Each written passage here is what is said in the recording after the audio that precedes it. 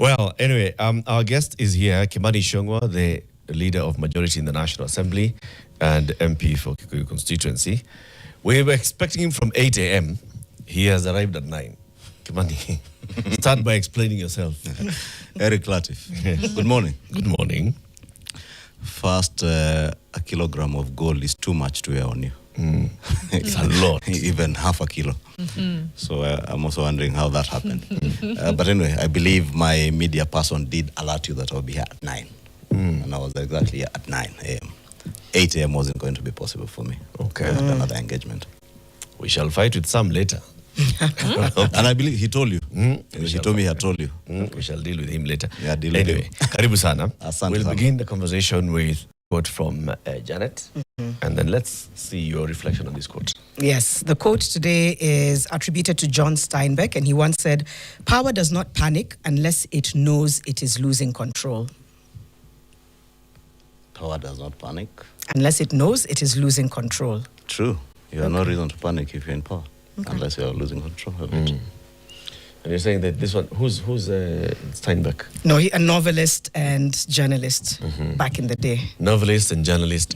And the interpretation that we had earlier from Patrick Obath was, various forms of leadership. It was the other side, right? Where you're a leader and you're seeing things are getting out of control, then you panic because of concern that, things are getting out of control. Maybe you wonder why. But then there's the other side, Mariam, where a leader would panic because they feel like they are a control freak. And maybe if you now come into the political side, somebody is panicking because they're feeling that, the people are not with him anymore or with her anymore. And so they panic. And what do they do when they panic? I don't know. What do? They lose control. They become irrational. They do become irrational. Mheshimiwa, do you Very feel... pedantic. From examples of, you have, of course, lived a while not just in this country, but in the world. You've seen leaders who, at some point, feel like, they're losing the grip of the population. Yes, and they get very desperate. And I've seen it, even in the very recent past. A lot of desperation. Recent past, how recent? You can give us the example. I'll give you an example of what you saw happening in Kikuyu in the last week. What has happened with our old good friend in the last 2 or so weeks. And I said it in the statement that I released on Saturday, that our good old friend Rigathi was stage setting for violence. I said it in Parliament.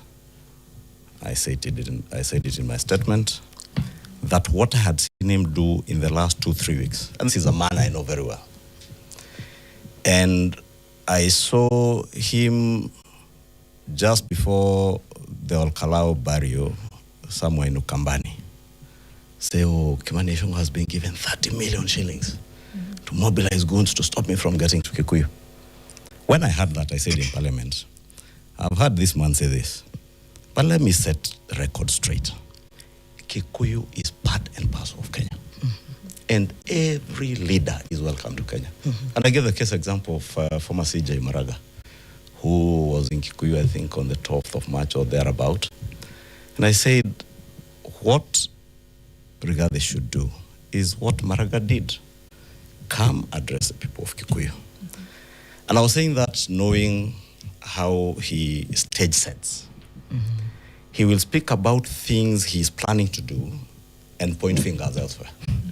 And I know him because it's someone I've worked with.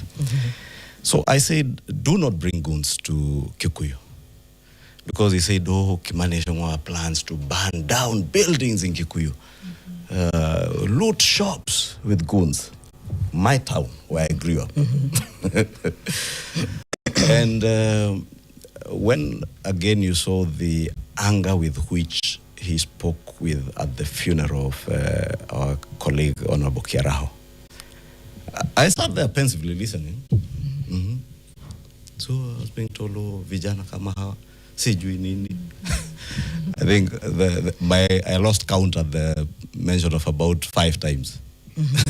And I just blocked my mind and stopped listening to their idiocy. You called for his arrest. Sorry. I was going to say, I would argue the stage setting for Goons was done during Mandamano in 2024 and 2025, when the KFC eating, Uber riding, iPhone using young people were essentially then attacked or neutralized by the use of goons, who seem to enjoy police protection by and large. And then now fast forward to a politically charged season with by-elections happening, and then you see the propagation of Goonism in Kenya. Let me say, Mariam, before I get back to that issue of KFC and all that in 2024, and I'll come back to it, because I have said it several times, that it had nothing to stage set. It had everything to set the record straight. But I was telling you, the stage setting back to Al-Kalau. Rigathi goes on and on and on to repeat the same things. And that Friday, he did a letter to, remember this was on Wednesday, Friday he did a letter to the IG, now enumerating the steps that will be taken. Roads will be blocked, guns will be brought into town. We do not want the police. And if you read his letter, you'll see him saying that. The security forces will be there. We do not want you to use the police to stop us from holding our meeting.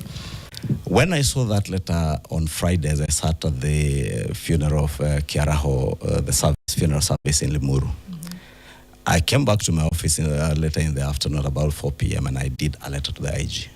I told the IG, don't fall into the trap. Because what Rigathi is doing is setting the stage, playing reverse psychology, ensure they are police officers. I spoke to my county and sub-county police commanders.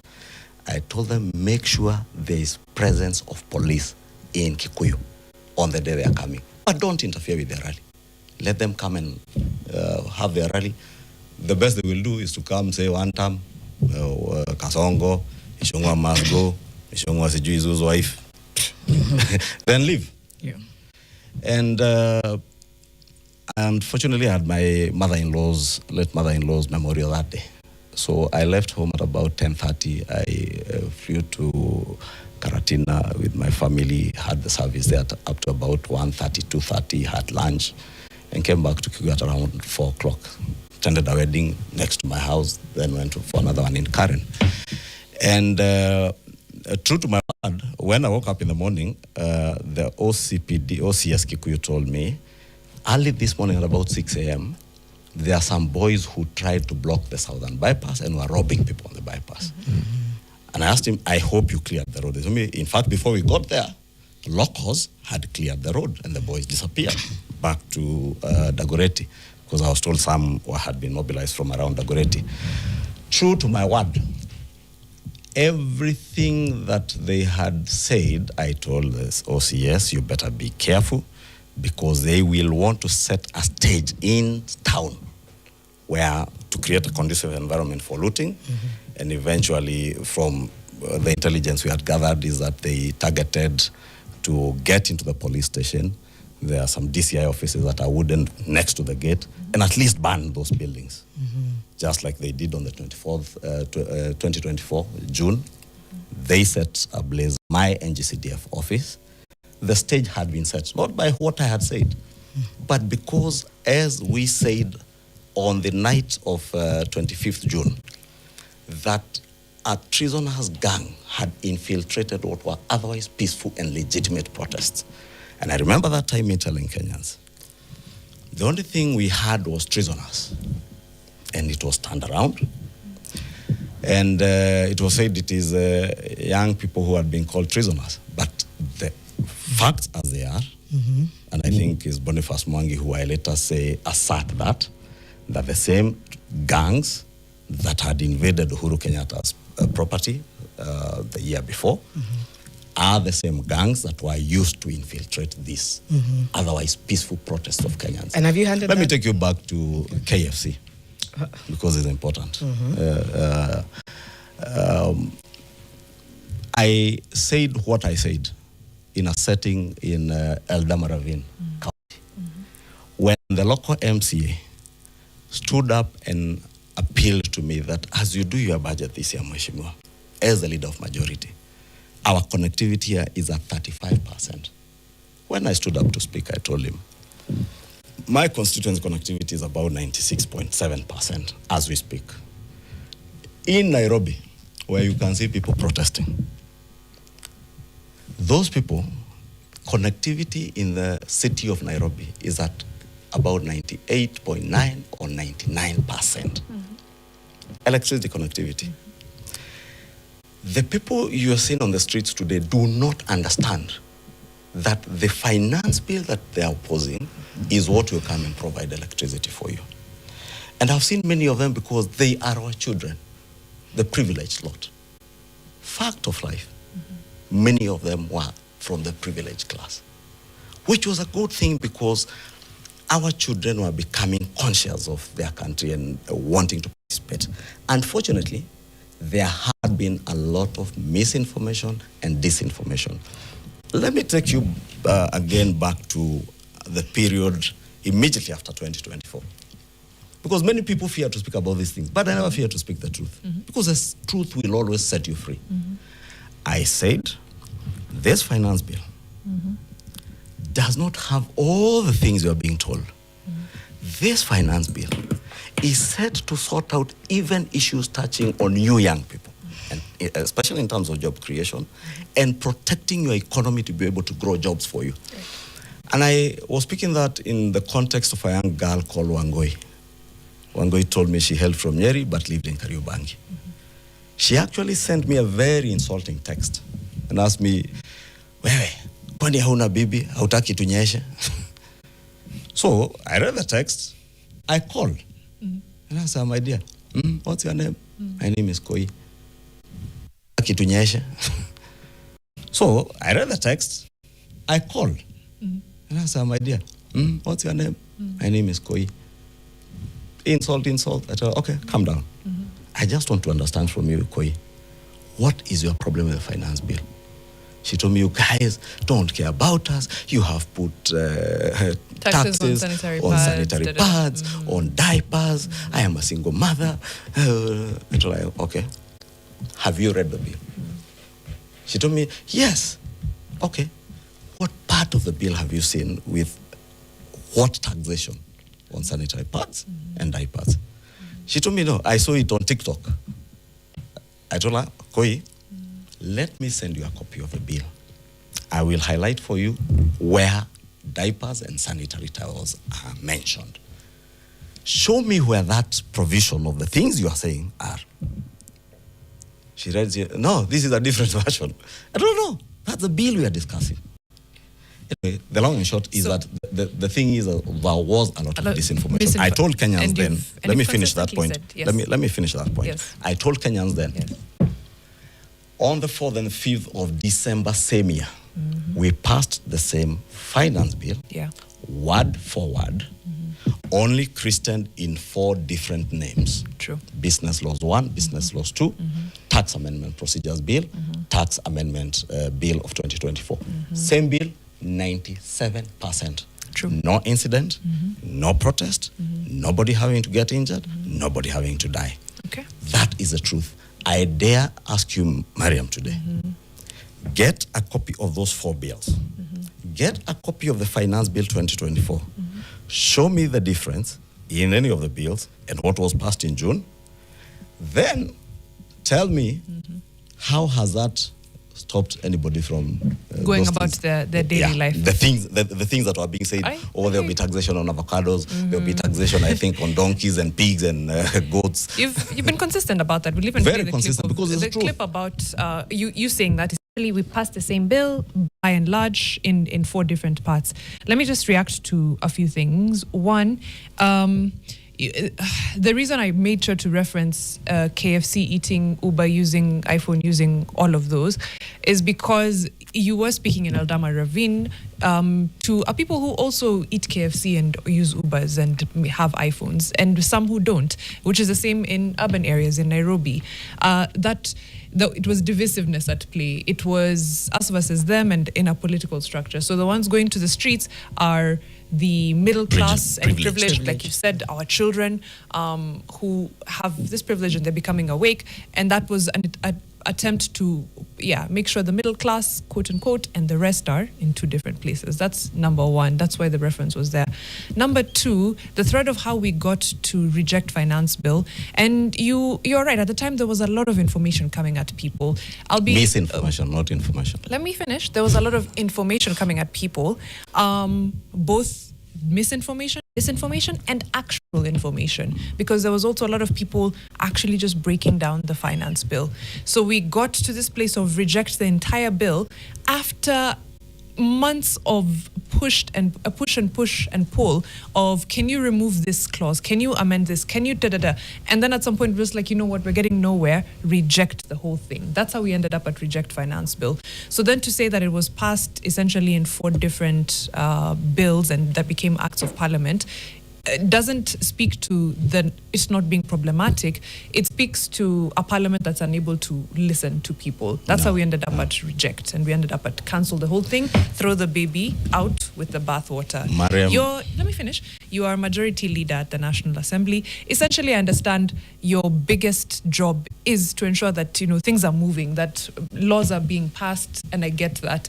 But at what point are you member of parliament for Kikuyu and a member of the National Assembly? And at what point are you majority leader? Because this bill was pushed regardless of what people felt. And even then, it's just breaking it into 4 different pieces so we don't notice. So my thing is, 1, divisiveness of class and trying to separate people along class lines. And 2, not listening. Because even if the finance bill was the best bill in the world, but your constituents are saying no, there should have been room to say, we're not pushing this any further. Thank you. And if you allow me to answer just in the chronology that you've raised those issues. I'm on record, and I'll repeat here. It may have been construed, as you say, as divisive, as an attempt to divide people along class. And I said, my apologies if it came out that way, but that was never the intention. The intention, or rather the context with which I was speaking, was based on actual facts that this finance bill had money being provided for from taxes to go towards electrification. And I drew the context of how people do not relate the finance bill and the appropriation bill that would follow immediately after the finance bill. And I'm certain even now, Mariam, even as I speak here, many people do not have that correlation. That the finance bill is what provides the resources to finance the budget to do the things that we desire to be done. I did not just speak about electricity, I also spoke about roads. As Member of Parliament in Kikuyu, I went to my constituency at a time members of Parliament were not even getting the boldness and the courage to face the people. And I told my people, you are asking me about roads that stalled back in 2016. These roads will not be done until and unless we pass the finance bill that is being politicized. And the other truth that you have said is, yes, as leaders, and I have considered this as leader of majority, Parliament as an institution, we failed in informing people. And I said we assumed that people knew. And you've seen, following that, we have done explainers on almost every other bill we do. In simple language, because we assumed people read and understand. And therefore, what you're saying is also true. A lot of information was being relayed out, misinformation, disinformation. A lot of people are interpreting things the way they are not, and in a manner that suits their narrative. Yeah, and that is where the criminals took charge and infiltrated the otherwise peaceful and legitimate protest. And that's how we ended up now at Kikuyu. Yeah, Kikuyu. Yes. Kikuyu. That's a story for another time. So that I don't lose my track of thought, because you've asked me three things. Yes. Why don't you allow me to answer in the chronology of how you asked them? The other thing was, as I say, I've considered and I've said it, I'm on record again saying Parliament as an institution, we failed in terms of communication. And we have made efforts as an institution to do explainers, bill explainers.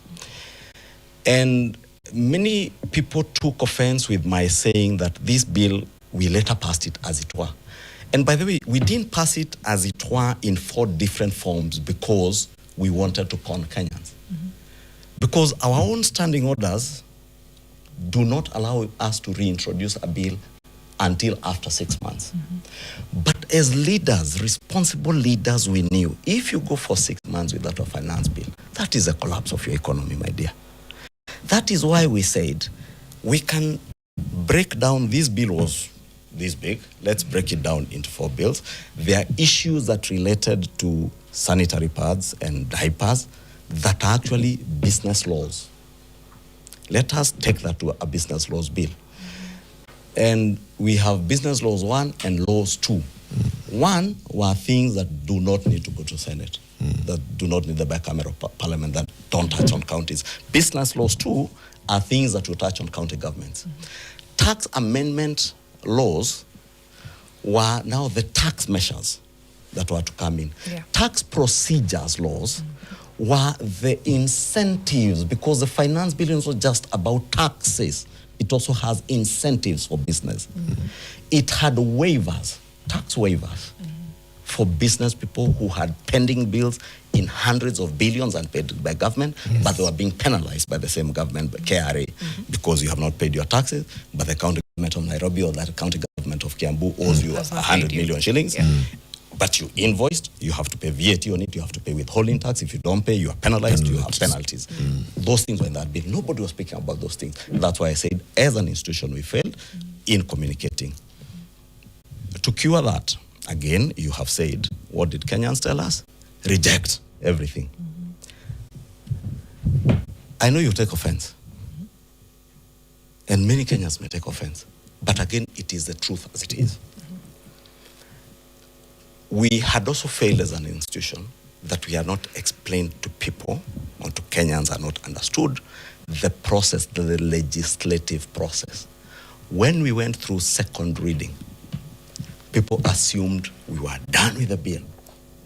People did not understand that the second reading, where you vote, is to allow you to go to the committee of the whole house. What do you do in the committee of the whole house? And that is what was being done on the 25th, that fateful day. It was to pass amendments. Because when you publish a bill, you publish it as this headline. I don't know, it was in me. If you want to remove these 3 dots from a bill, there is no other way other than to amend in the committee of the whole. Kenyans did not understand that. Kenyans assumed Parliament was not listening to us.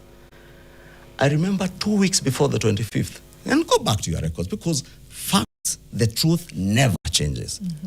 Kimani, the chairman of finance, following a PG meeting in State House, read out the whole list of amendments that we had proposed.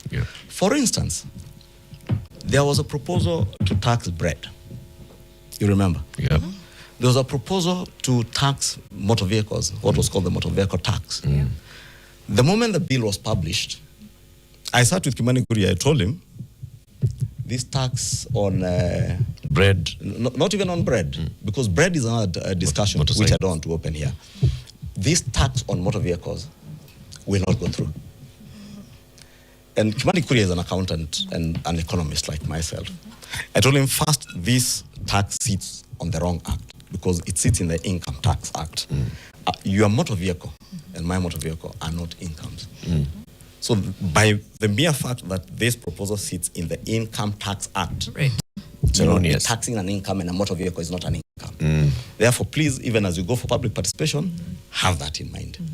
When they went for public participation, to tell you Parliament listens, and Parliament was listening, they went, Kenyans said, we do not want this tax on motor vehicle circulation. We do not want tax on bread. Tax on bread, there's a very good case for tax on bread. But Kenyans said we do not want. Amongst the amendments that came, that were passed by the House on that fateful day, was to remove tax on bread, tax on motor vehicle circulation, and a number of other taxes. There were about 11 tax proposals that had been dropped. But we were not listening to each other as a country, and that is why I conceded then, and I concede today. And I have said, as an institution, we took measures to ensure that we then explain. That is why in September of the same year, we proposed the 4 bills. But what did we do before we proposed those bills? Published we went back. No, we went back to Kenyans. Let me tell you. We told Kenyans, you said you do not want the finance bill. Tell us what you'd want to see. Kenya Association of Manufacturers, who I know my good friend here has worked with, and KEPSA, I think you worked with KEPSA before, came back to us. The same things that were in the finance bill, told us we are the ones who had proposed these things to the National Treasury. We would want these things again. Business people came back and said, the tax waiver that was in the finance bill, please, bring it back. Reintroduce it. That is how we reintroduced the 4 bills. Because Kenyans have said, again, give us this, give us this. Nobody came and said, give us tax on bread. Nobody came and told us, give us tax on motor vehicle circulation. And that is how I contend, and I can swear with the Bible in my right hand. And I am bold enough to face any Kenyan anywhere to tell them that 97% of that finance bill I speak about is the finance bill as had been proposed, as amended, and as passed. Eric is about to come in. Mariam also wants to pick up. I'm aware we have like 24 minutes. I just want to add something, is that beyond this being about the tax, you have to understand that around that context is serious distrust of government. I think it's a bit shallow to assume that it was just based on the finance bill itself, which you've already admitted was not well communicated. It's around the fact that right now there's billions of shillings that cannot be accounted for example, with SHA. It's about the fact that there's billions of shillings or millions of shillings that are affecting capitation. The big picture here is corruption and mistrust. I think if it was a parliament and a government that Kenyans feel oftentimes are able to roll out on what they have committed to, maybe there would have been room for dialogue. Janet. But against the backdrop of that, I think what I'm just trying to say is let's not assume this was purely just to do with ABCD. And I think that's what government perhaps isn't quite understanding when Kenyans say you're not listening. If we can see less loss in billions, perhaps there can be a conversation to be had. If we can see accountability for the tens of children who died, I shouldn't call them children, that's the condescending term that's been used by government. But all of those things being assumed and pushed aside, you must understand that it makes the distrust bigger. I don't know how government will come back from this, Mr. Ichung'wah. I don't know. Janet. I think you're speaking your truth here, Janet. but I think it'll take terms of either acknowledgement, apologizing. I know that there's a compensation framework in place. It will take so much to be able to face Kenyans, as you've very bravely done today, and we saw you last year as well in a certain town hall. It'll be more than that. And I know we don't have a lot of time to go over. Just thought to mention, it's beyond that. And I think it's important to recognize it's beyond the tax per se. It's the bigger picture and conversation. You can respond to that. I know Mariam and Eric want to, and I wanted to ask Jana, about let me just respond to that very quickly. First, if I was the one who had used the term children, our children, like you have used, then I quickly said, She caught herself, and yeah. I quickly caught myself. You quickly I was corrected yourself. quoting. I was quoting what You they're quickly corrected called. Yeah. yourself and said it is a condescending term used by government. That also is wrong. Because if I say children, you are saying that because they are our children, they are children of Kenya. And no child in Kenya deserves to die or to be injured because of speaking out. Therefore, it's also wrong to say that it's a condescending term used by government. You're not government, you've used it. It's the way it's They are our condescending. children. It's the way it's used They in a are our condescending children. way. They are our children, and there's nothing. There is nobody called government. Government is you and me. Therefore, semantics. Two, I want to agree with you fully that it was beyond just the tax measures. True. You have also asserted that there are billions lost in SHA. My dear, there are more billions lost under NHIF. Today, the cases that have been mentioned and reported by the media are cases of fraud caught by the SHA system. And severally and numerous times I've had Aden Duala, the CS Health, assert that it is our system that is working and functional today that is nipping this fraud in the bud before it happens. And those that have defrauded SHA are getting caught because you have created a system that is digitized now, that is able to detect fraud as it happens. If you compare the hundreds of billions lost under NHIF and what has been defrauded by a few people and not government people, it is the healthcare providers who have been caught, and you've seen some in court. I don't think it would be fair to pass judgment on the Ministry of Health and SHA and say nothing is being done, because something is being done. Right. Two, there are issues that nobody can sweep under the carpet. You remember the what was described as a show of opulence. I was trying to look for a better word than the show of opulence. But Latif, now that he has said it, the show of opulence. Again, there have been issues that were raised about that. Something was done about it. And these are issues as a country that we can never run away from. We must deal decisively with corruption. But what do we do, Janet? The moment I get caught in corruption, I ran to my constituency in Kikuyu. I said, oh, our people are being targeted. Look at what happened with the fuel saga the other week, this one that is in the news today. You get people who are causing, that fuel, I'm told, came in at 43 shillings above what the G2G consignments were coming into the country with. I heard the CS yesterday say, even after mixing if we were to put this fuel into the market, together with what had come before under G2G and what was on the way, we would still have moved fuel prices by 14 shillings. But what did we do? What did Kenyans, some Kenyans, political Kenyans do? Ran to the mic. Why? Because the owners of One Petroleum, and I dare it say here, paid to politicians to say the kind of things you saw them saying. You know, Kimani, the entire essence here, and I think just going back into what Janet has said, is people versus government. There's a sense of distrust and a huge valley that's created between them by the distrust. If we just address that, and then we come into that distrust and what then it's how it's playing out in our politics, because then we'll have to come back into the politics. What happened in Kikuyu, for example, we have to address that as well. Let's discuss that. What do you think Parliament ought to do to regain the people's trust?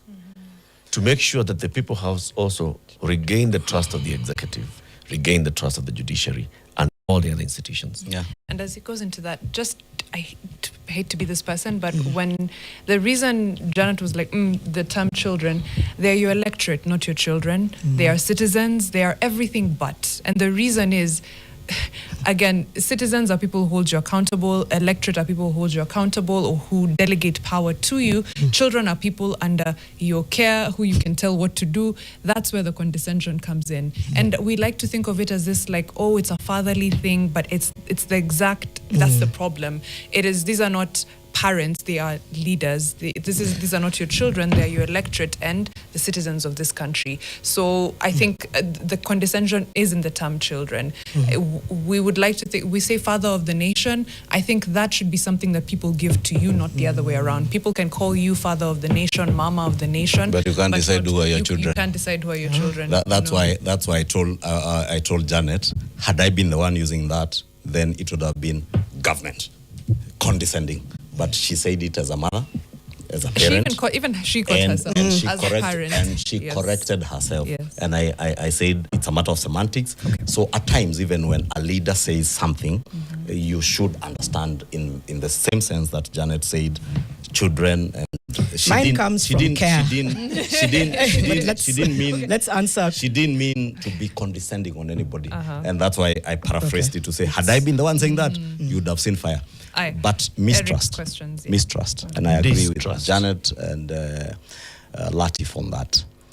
And it is ordinary, it's normal for people to have distrust or mistrust with any government, their government, not in this country, but globally.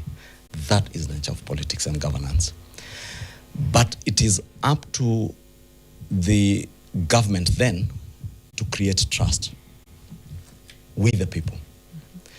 And what can Parliament do to create trust with the people? First, it is passing on the right information. That is why I said here, we learned from 2024. And we realized that maybe we assumed that people know the second reading is not the end of the passage of a bill. There is a most critical stage, the actual legislation, the legislative making.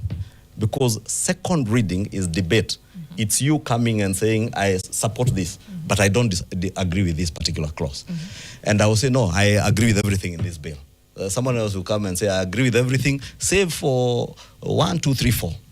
Then what do? Those who do not agree with everything, they will say, I am moving an amendment to correct this, to remove this, to change the wording in this, so that if you are taxing bread, you say we will be taxing bread that is being consumed by the high end or upper middle class people, bread that is probably 750 grams and above, the 500 grams or 400 grams and below, no tax. That is the amendment stage, which is the third reading in the committee of the interest of time, let me interject. Sorry, Kimani, let me interject because of time. Yeah. What, as leader of Parliament, do you think Parliament ought to do to regain the trust of the people? I thought that was what I was going to before you interrupted me. Before you go back into the bill, just answer no, the I was not going to the question. bill. I was explaining. Go back into the question. What had created that mistrust? What are you saying that you need to do? Communicate better? I said we considered we had a problem with communication. Parliament as an institution now, an arm of government. We have made sure now that we have the explainers I'm talking about, and you will see it whenever we publish a bill. Remember when we did the cybercrime bill, that was a private member's bill. A lot of negativity again was being peddled on social media, and Parliament immediately moved in to do an explainer on behalf of the private member, because whether it's a government bill or a private member's bill, it is legislation that is being made in Parliament. Yep. And therefore we have an obligation as a house, as an arm of government, to explain to the people. So we do a lot of those explainers now. And last week, I can't remember, there's something I saw again being peddled on social media, and I wish I could so that's explainers on bills. The other thing we have done is what we did now in September. Go back, other than do the bill, then go for public participation.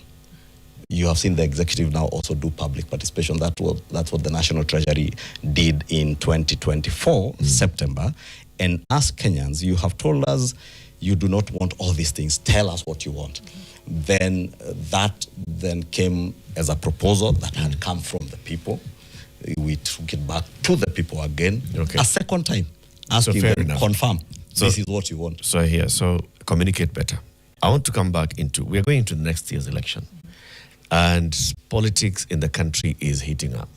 We are seeing the kind of rhetoric that's coming from across the country. Now, as a national leader, and you see this goonification of our politics, what do we need to do to stop this goonification? First,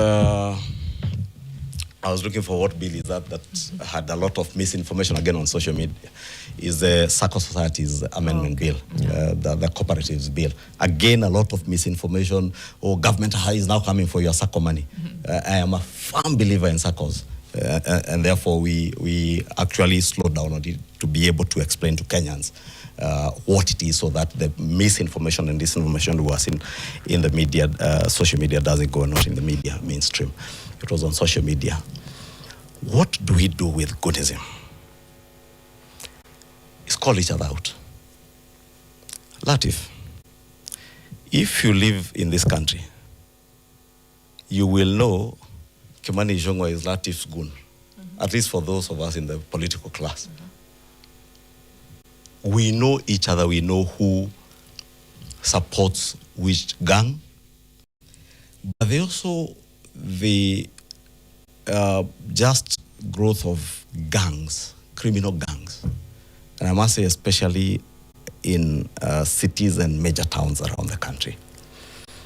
As a consequence of what has been a problem that we have built over the years, unemployment, that has permeated in society and allowed the growth of criminal gangs.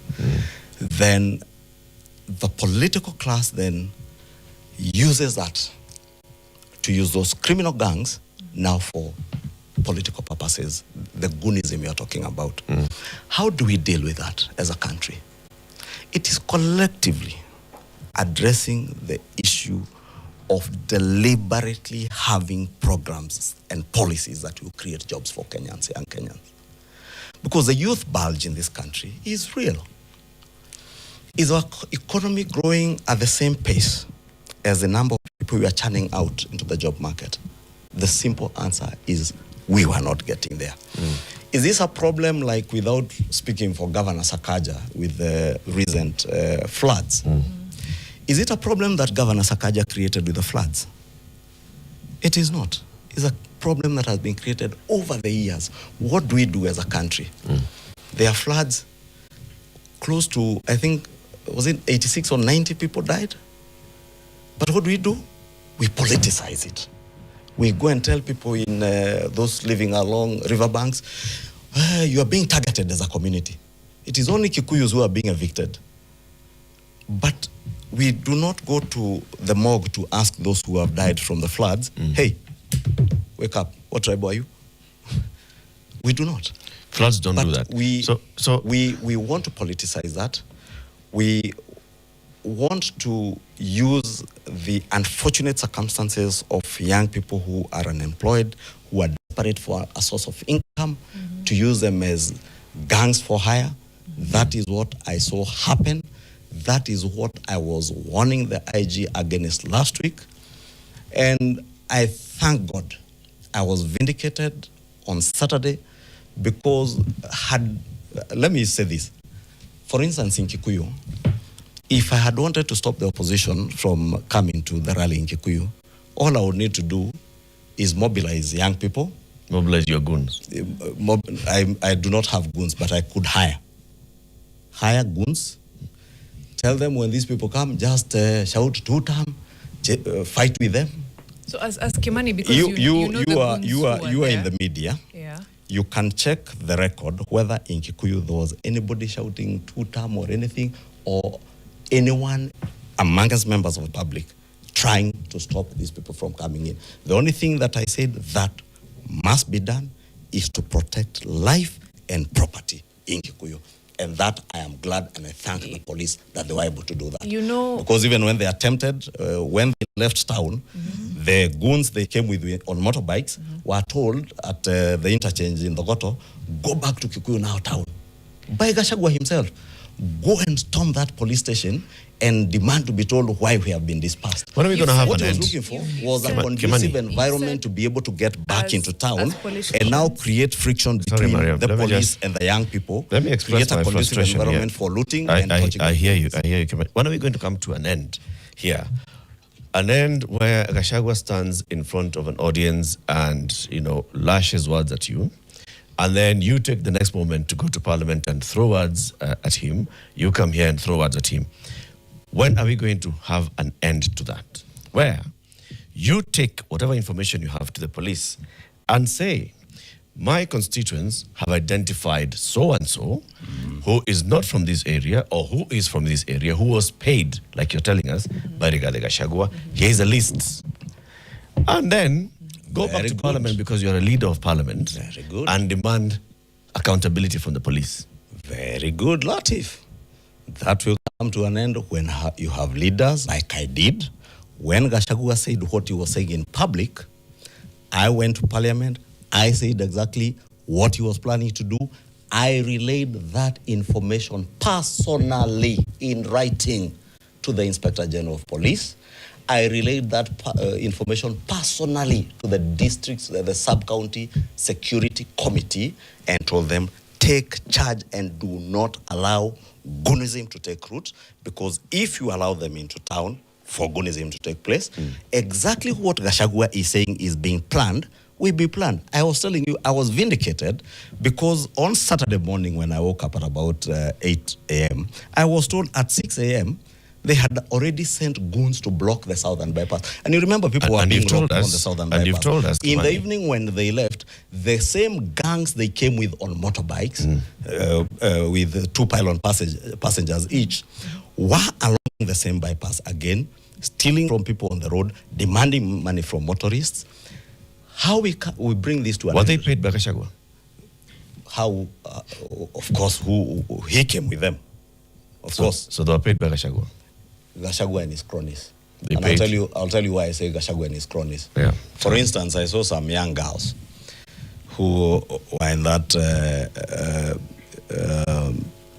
Millie. I saw a clip of some young girls throwing epithets at me. And there are some girls I know from Kipipiri, donned in Senator Medhow's t-shirts. I saw the people I had seen on social media threatening to storm Kikuyu by all means from Githurai. I said it in my statement on Saturday night. I have since relayed the same clips to the police. I am not a policeman, Latif. I cannot come and arrest you. So there's a statement. I relay the same to the police, including video evidence. The goons that blocked the highway, because people took clips of them. When the DCP team came, the same boys who were robbing people on the highway were there with the same people. So What are the evidence? the police have video clips Yes. and audio and a statement from Kimani. Leave alone the police. Even you. If you want them, they're all over. No, I'm asking about the police. Yes. Because you've And said you you said related from to the I have Inspector said- General. Which police all the station? way. It is in writing. To which police It station? is in writing that I have relayed the same to the police, Kikuyu police station. That is Okay. where the criminal elements. A number of them, by the way, were arrested. Sawa. Since then, they have already I arrested. want to thread this and quickly. they have charged some. I want to thread this quickly.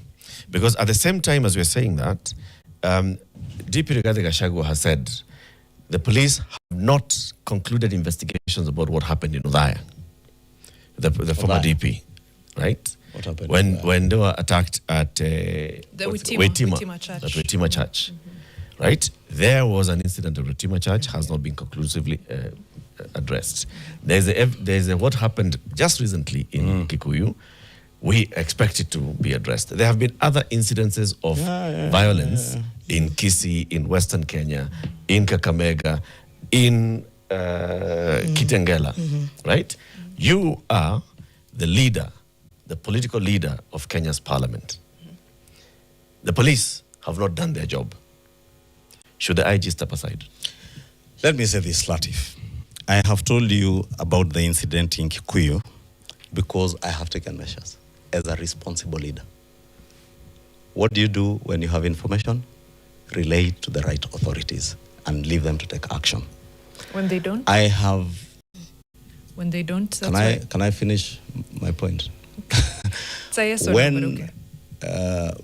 we summoned the Inspector General of Police and the Cabinet Secretary to Parliament, and it's on record again, it's not me saying I'm not here to speak for the police, I'm not the police spokesperson. The police asserted that we are unable to take action unless there is a complainant and evidence brought to us for us to be able to begin investigations.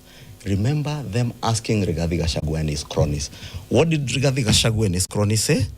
We have no business going to record statements to the police. They will do nothing about it. So if you honestly believe the police should do something, why don't you provide the information that you have, like I have done, and leave it to the police to take action? If they do not take action, then you have a question to ask. But I can't come and grab your cup here. Then you say, my cup has been grabbed and I have said it to the police, you must arrest Ichung'wah because he stole my cup. But you who is a complainant, you have not gone to record a statement to the police. You have not written to them to tell them Kimani Ichung'wah is the one who took my cup on this day. He has kept it hidden it somewhere under his bed somewhere. So please go and investigate. We are and check whether it is completely there. out of time. Mariam needed a yes or no to her question. I don't know if you've gotten it. because we are completely, unfortunately, out of it's okay. time. It's that one. Yeah. He's answered it in roundabout. a long way, but still, I don't know. There's still a lot to. There is. That's why we I don't needed give yes 2 or hours. no's. Silent breakups No yes or is the no's. next I don't conversation. give yes or no's because they are usually suited to suit a particular narrative.